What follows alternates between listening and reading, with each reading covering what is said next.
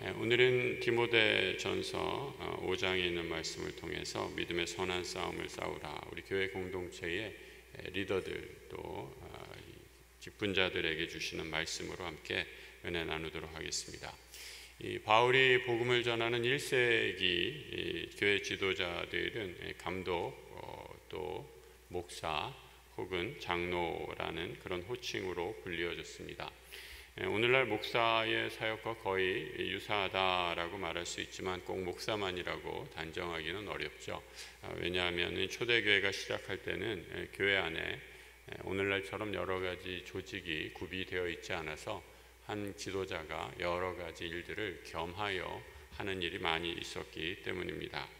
교회는 주의 몸된 교회를 섬기기 위해서 유능한 일꾼이 꼭 필요합니다. 교회를 위해 유능한 일꾼, 그 일꾼은 어떤 일꾼이어야 할까요?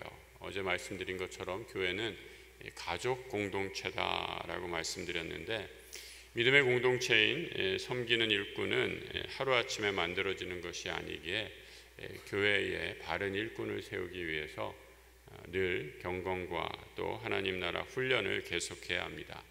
오늘 말씀을 통해서 교회 지도자들의 어떤 모습이 갖추어야 하는지 한번 함께 살피고 기도하는 시간 갖도록 하겠습니다.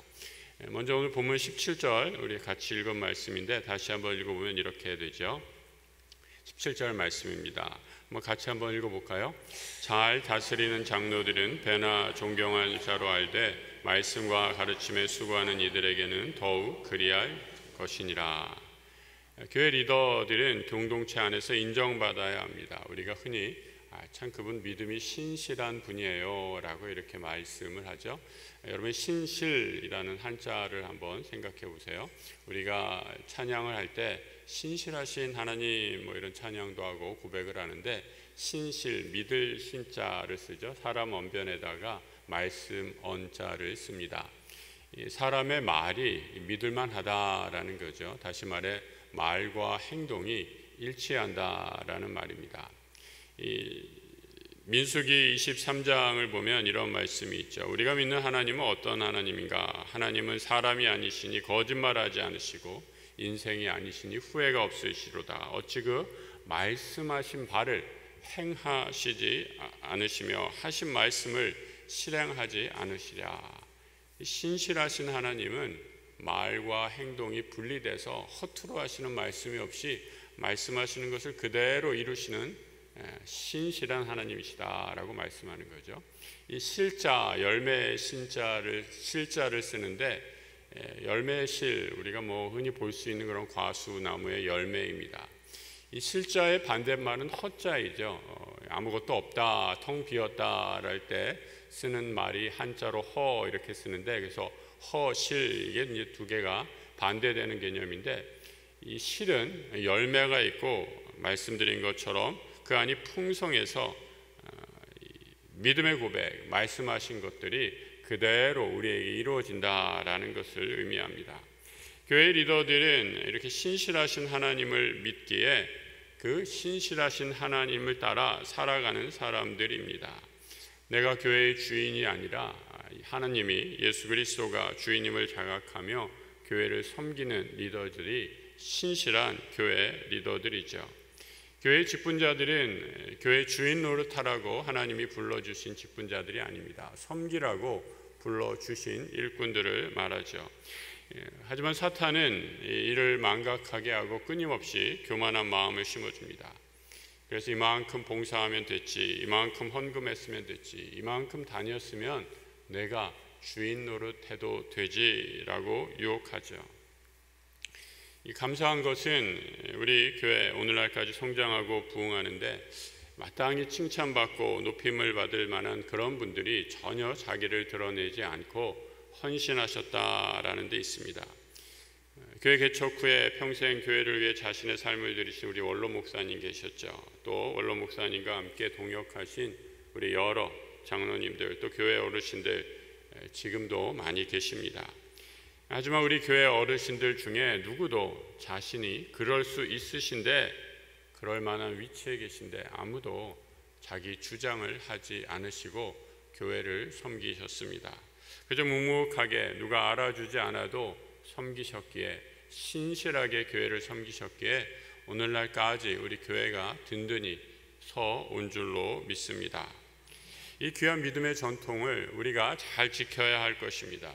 교회가 앞으로도 신실한 칭찬받는 일꾼을 많이 배출해서 우리에게 주신 하나님의 귀한 공동체가 든든히 서가는 주의 복을 누리기를 예수 그리스도의 이름으로 축복합니다.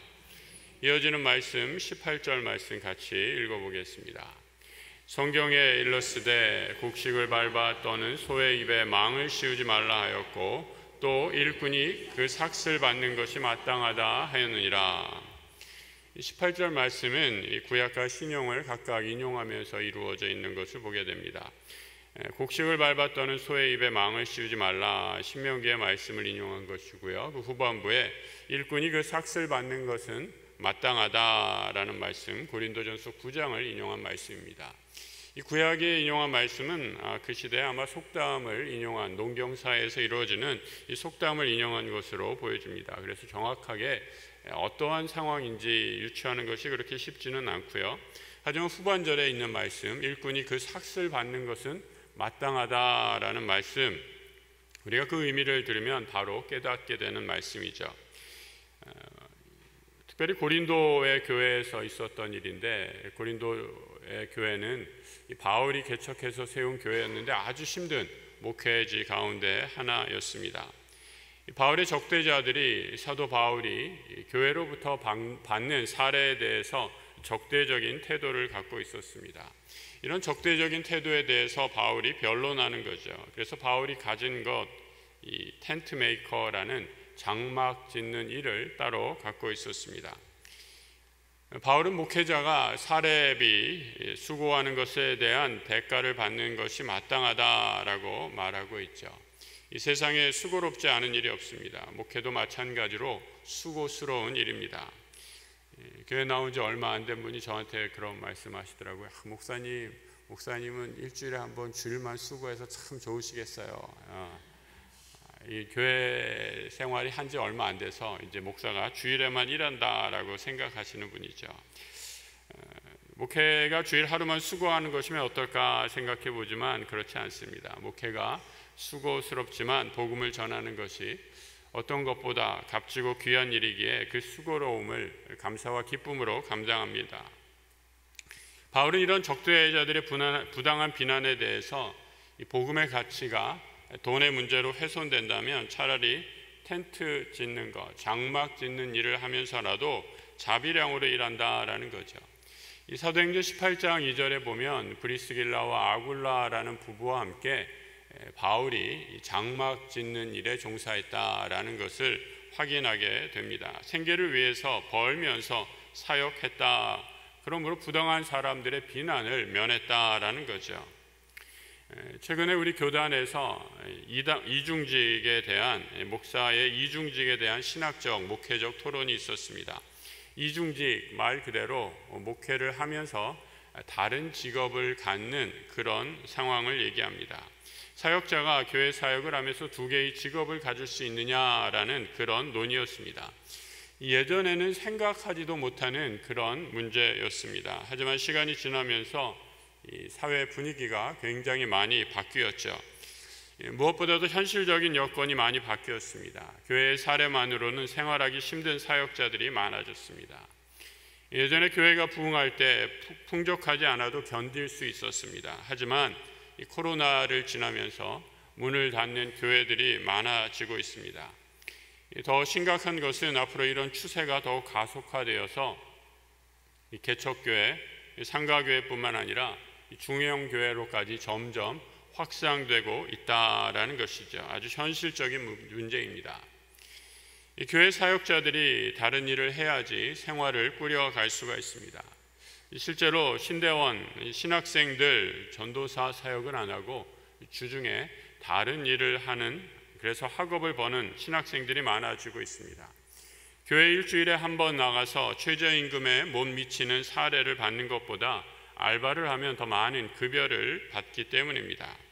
교회에서 목회자에게, 교육자에게 최선의 사례를 다하는 것, 교육자에 대한 존경과 감사의 표현이라면 교역자는 돈에 의해 내 사역이 좌우되는 것을 방지하는 것, 이를 훈련하는 것이 영성의 중요한 훈련이다 생각합니다. 예전에 제가 대학 다닐 때, 요즘에는 좀 없어진 단어 같아요. 오렌지족이라는 말이 있었습니다. 여러분 혹시 기억나세요? 오렌지족? 오렌지족 어떤 사람들을 말하는 거예요? 부모가 엄청 부자여서 한 달에 용돈 뭐 몇백만 원, 몇천만 원씩 쓰면서 때로는 이것이 사회적 현상으로 아주 좀 건전하게 비춰졌던 그런 보도를 보았던 기억이 있습니다. 이 돈에 대한 잘못된 가치, 그리고 잘못된 교육을 인하여서 내가 원하는 것 마음대로 살 수 있고 내가 원하는 것 마음대로 소유할 수 있다라는 그런 세상의 만모니즘을 따라서 생긴 일종의 사회의 병리 현상이다라는 생각을 하게 됩니다. 이 교회 지도자들은 기도하면서 훈련해야 하죠. 우리가 돈이 지배하는 세상에서 하나님보다 돈을 더 중요시하는 풍속을 거절하는 영성입니다. 돈에 지배당하는 리더가 아니라 우상이 지배하는 세상에서 하나님 사역을 감당하는 귀한 사역자 될 수 있게 함께 기도해 주시기를 부탁드립니다. 다음에 이어지는 구절 21절입니다. 우리 한번 같이 또 한번 읽어보겠습니다. 21절 말씀 5장 21절입니다. 하나님과 그리스도 예수의 택하심을 받은 천사들 앞에서 내가 엄히 명하노니 너는 편견이 없어 이것들을 지켜 아무 일도 불공평하게 하지 말며 아무에게나 경솔히 안수하지 말고 다른 사람의 죄에 간섭하지 말며 내 자신을 지켜 정결하게 하라. 이 교회 지도자의 중요한 자질로 공평무사, 불편부당함을 뽑고 있습니다. 개인적인 편견으로 그 사람을 부당하게 판단하지 말라라는 것입니다. 이 디모데가 나이가 어린 그런 이유도 있었겠지만 영적인 지도자라는 권위로 함부로 그 성도가 살아온 과거에 대해서 마음대로 판단하고 정죄하지 말라라는 그런 가르침입니다. 또는 어떤 사람을 향해 지나친 편애를 드러내지 말라라는 겁니다. 사람인지라 영적인 지도자도 호불호가 다 있게 되지요. 내가 좋아하는 사람, 내가 좀 꺼리게 되는 사람 생기게 마련입니다. 하지만 지도자의 자리에서 자신의 개인적인 호불호의 감정을 그대로 드러내면 교회에 분파가 생기게 됩니다. 제가 가끔 우리 목사님은 너무 차가워요, 왠지 넘사벽이에요, 이런 말씀을 종종 듣게 되는데 제가 여러분을 싫어해서 그런 게 아니라 제가 너무 여러분을 반가워하면 다른 분들이 싫어하면 될까봐 그런 것임을 좀 양해하고, 원래는 그런 사람이 아닌데 교회를 위해서 좀 쌀쌀맞게 구시는구나 이렇게 이해해 주시면 좋겠어요. 우리 목사님은 누구만 좋아해, 또 어느 장로님은 누구하고만 일하려고 해, 이런 소문은 이 교회를 바로 세워나가는데 좋은 소문들이 아닙니다. 반면에 우리 교우들은 이런저런 일로 좋은 일로 칭찬받고 입에 회자되는 분들이 있습니다. 남들이 보던 안 보던 묵묵히 자신의 자리에서 섬김의 일을 하는 분들 얼마나 감사한지 모릅니다. 이런 분들이 많이 교회에 세워져야 우리 교회가 든든히 세워질 줄로 믿습니다. 함께 기도해 주시기 바랍니다. 아무에게나 경솔히 안수하지 말라라고 또한 당부합니다. 우리가 다 아시겠지만 신앙은 하루아침에 세워지는 것이 결코 아니기 때문입니다. 오랜 시간 동안 공동체에서 때로는 부딪히고 때로는 불편한 일, 때로는 힘들고 어려운 일, 눈물과 기도로 감당하면서 일꾼은 만들어지고 키워지고 또 성장하는 것이기 때문입니다. 그래서 사회적 명망이 높다고 지위가 높아서 세상에 지혜가 많아서 일꾼이 되는 것이 결코 아니죠. 예수 믿기로 결단하고 주님 영접하는 건 한 시간이지만 신앙의 성장은 지속적이고 점진적으로 이루어져 있습니다. 그래서 여러분, 내가 일꾼이 못됐다, 지금 내가 어떤 직분에 택함받지 못했다라고 해서 너무 상심하거나 낙심하시기 마시기 바랍니다. 하나님의 시계와 내 시계는 차이가 있을 수 있기 때문이죠. 나는 이 정도면 충분히 자격이 있다라고 생각해도 하나님은 좀 더 기다려라 라고 말씀하실 수 있습니다. 좀 더 연단받고 좀 더 훈련받은 후에야 하나님이 부르실 수도 있기 때문입니다. 그렇다면 그 훈련의 시간을 기도와 말씀으로 힘쓰며 기도에 힘쓰는, 기다릴 줄 아는 일꾼이 되어야 합니다. 일하고 싶은데 부름받지 못했다면 그로 인해 화나서 나 일 안 한다, 안 하려다 라고 이렇게 생각하는 것, 사탄이 틈타는 것입니다. 더욱더 기도에 힘쓰는 우리 모든 성도들 되시길 축복합니다.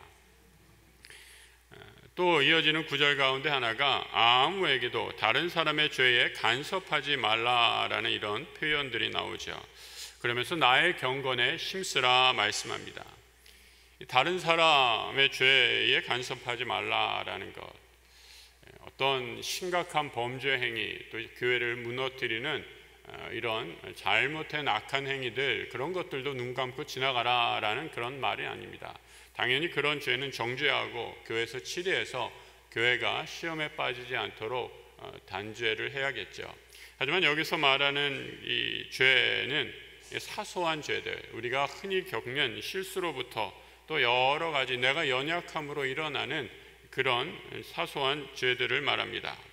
그런 것들에 너무 비난하는데 너무 힘쓰지 말고 나의 경건에 힘쓰라라고 말씀하죠. 비난하고 손가락질하는 것은 누구나 다 할 수 있습니다. 우리가 이런 일 하는데 선수들 있죠.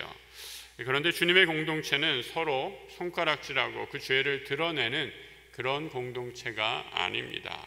오히려 그 죄를 덮어주고 나는 나의 경건에 힘쓰는 사람, 그것이 바로 하나님 나라 공동체의 모습이다라는 거죠.